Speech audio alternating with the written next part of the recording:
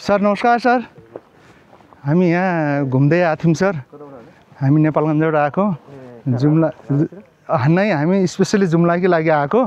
अरू जुम्लामा हामी 1-2 दिन घुम्यौँ। रारा अब हामी आज गोटीचोर जान्छौँ, त्यसपछि रारा जाने भन्ने प्लान छ। छोटो बाटो भयो भने तपाईहरु छोटो हुन्छ। यो गाडीमा लग्नु लाग्छ सर हस्पिटल। के भने जाऊ टिटेनस सुई हाल्नु परेन।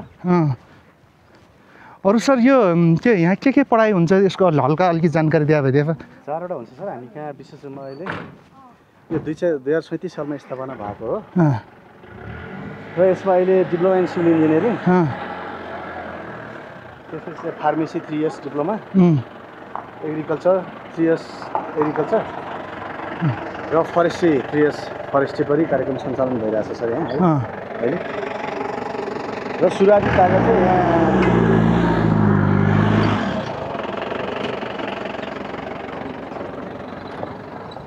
यहाँ सुरुवाती तागामा चाहिँ यो 37 सालमा स्थापना हुँदा चाहिँ ट्रेड लेभल भनेको यो 7 क्लास पासबाट ल्याएर कर्णाली साबिक त्यो बेलाको कर्णाली अञ्चलको 5 जिल्ला अनि दैलेख जारकोट र बजाङ बाजुरा 9 जिल्लाको विद्यार्थी ल्याउँथ्यो र 7 क्लास पास ल्याएर 4 वर्ष पढ्नु पर्थ्यो यहाँ। 3 वर्ष यहाँ पढ्यो, 1 वर्ष सरकारको कार्यालयमा गर्थ्यो र त्यो टीएसएलसी प्राविधिक टीएसएलसी बराबर मान्यता दिन्थ्यो भने अहिले चाहिँ त्यो प्रोग्रामहरू कम भएर हामी डिप्लोमा लेभलमा 3 इयर्स डिप्लोमा यो 4वटा प्रोग्राम चाहिँ सिभिल इन्जिनियरिङ, फार्मेसी, फरेस्ट्री र 2टा एक्स्ट्रा प्रोग्राम छ हामीसँग। हेल्थ एसिस्टेन्ट एचए छ र आइसिजी फेरि एउटा एक्स्ट्रा छ हामीसँग सर। लगभग यो 652 रोपनी जग्गा छ सर। 652 रोपनी जग्गा र 58वटा बिल्डिङ छन् र यो 5वटा चाहिँ विद्यार्थीको होस्टेल छ भने 3टा नानीहरूको छात्रावास छ र बाँकी चाहिँ यो स्टाफ क्वार्टर, क्यान्टिन र टोटल जग्गा चाहिँ 652 रोपनी जग्गामै फैलिएको छ। हजुरको नाम के सर? म टेकेन्द्र थापा, यहाँको शिक्षालय प्रमुख। शिक्षालय प्रमुख हुनुहुन्छ। कति सालदेखि हुनुहुन्छ हजुर यहाँ? 2053 सालदेखि चाहिँ। मेरो पनि यहाँ 47बाट म यहीँ पढेको हो। यहीँ पढ्नु भएको मान्छे त्यो बेला त्यो 7 क्लासको बच्चासँग म एसएलसी गरेर आएको थिएँ र 47 सालबाट म बिचमा 49 सम्म पढेँ र 3 वर्ष जति पोर्टरेडमा 53 सम्म पोर्टरेडमा काम गरेँ वाटरएडमा। पछि नेवा भएर गएर अहिले 53 सालदेखि थाइबाट आएर यो प्रिन्सिपल मेरो दोस्रो कार्यकाल हो। 53 सालदेखि यहीँ हुनुहुन्छ हजुर? बिचमा पढ्न पनि गएँ म, 4 वर्ष पढ्न गएँ, फेरि आएँ अनि 70-73 चाहिँ म नेपालगञ्ज गएँ। 73 देखि 75 अर्थात् टिकाउ पोलिटेक्निकमा थिएँ र यहाँ म 78 मा आएको। अरू यहाँको जो वातावरण जो छ नि एकदम शान्त, अरू पक्षीहरूको आवाज आउँछ, अरू एकदम खुबसुरत छ, मतलब एकदम पिस अफ माइन्ड छ नि त्यो त्यस्तो छ। यो के त्यस्तै हिसाबले नै बनाइएको हो कि?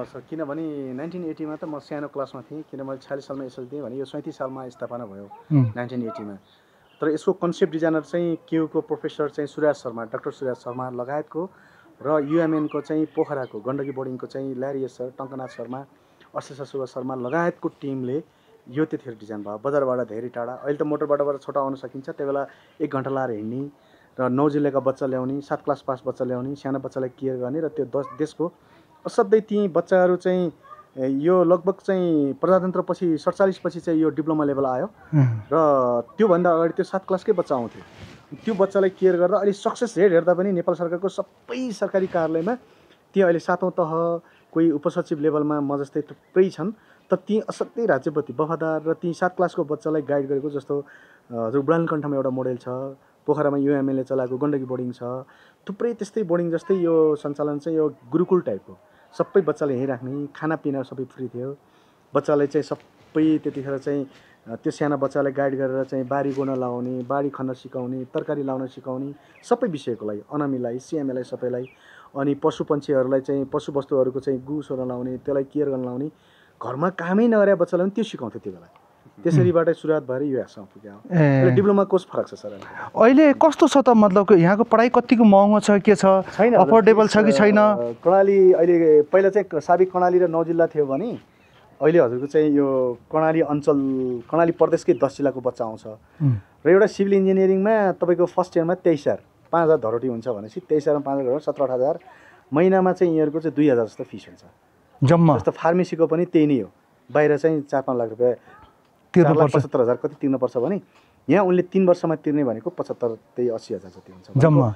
36 महिनाको चाहिँ त्यही 2000को दरले त्यसो छ देख्दै एकदमै यहाँ नाम निस्किने पढ्ने बच्चाहरूलाई चाहिँ धेरै राम्रो छ। अरू होस्टल फी कति तिर्नुपर्ने हुन्छ यिनीहरूले एक्स्ट्रा? महिनामा वर्षभरिको 500 रुपियाँ जम्मा 500 दियो भने उनले बस्न सस्न बत्ती सत्ती टोयलेट्सहरू सब खानाको अरू चार्जेसहरू? खानाको चाहिँ अब जति खर्च लाग्छ उनीहरू आफैले चलाउने हो बाबुनानीले क्यान्टिन। हामी स्टाफ चाहिँ सपोर्ट पठाउँछौँ र बाबुनानीले रेकर्ड राख्छ र उनीहरूले चाहिँ अहिलेसम्म चाहिँ 14-1500 महिनामा खाना खाइरहेछ। यति सस्तो यति अफोर्डेबल? आफै पकाउँछन् आफै ट्र्याक्टरमा दाउरा ल्याउँछन् बिहान बेलुका आफै ड्युटी गर्ने हो। 200 जना बच्चाहरू चाहिँ हप्तामा ड्युटी चाहिँ हुन्छ त्यसले अहिले पनि उनले चाहिँ सबै सेड्युल बाई रुल अझै पनि म्याक्सिमम उनीहरूले धेरै मासु खायो भने 2000 पुग्छ नभए चाहिँ 1500 खाइरहेकै छन्। अरू यहाँ कतिजना टिचरहरू हुनुहुन्छ अरू यो विद्यार्थीहरू आजको डेटमा? 79 जना दरबन्दी छ भने झन्डै 800 जना विद्यार्थी अहिले पढ्ने छन् र 10,000 जति बच्चाहरू चाहिँ बाहिर पढेर गइसके। 10,000 जति विद्यार्थीहरू सालदेखि अहिलेसम्म भनौँ न अब 81 सालसम्म। हुन्छ ल धन्यवाद तपाईहरु। ल ठिक छ ल okay sir okay thank you very much for your kind information. ल मन्दिरसम्म जाँदैछौँ सर हामी यताबाट जाने त होला न? ए ल ल ल